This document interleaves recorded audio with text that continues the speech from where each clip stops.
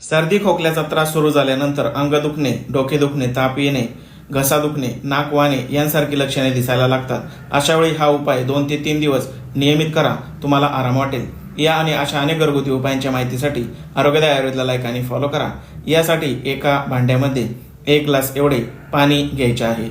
यामध्ये अर्धा चमचा एवढी हळद पावडर आणि अर्धा चमचा एवढा ओवा घ्यायचा आहे.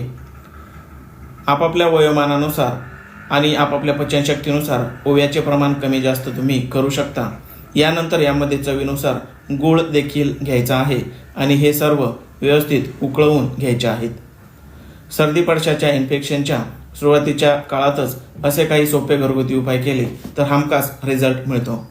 पाणी उकळवून अर्धे शिल्लक राहिल्यानंतर हे उकळवणे थांबवून गाळून घ्यायचे आहे. आता हा काढा सकाळी आणि संध्याकाळी असे दिवसातून 2 वेळा प्यायचा आहे. सलग 2 ते 3 दिवस हा उपाय नियमित करा आणि माहिती आवडल्यास गरजवंतांना देखील हा व्हिडिओ शेअर करा. धन्यवाद.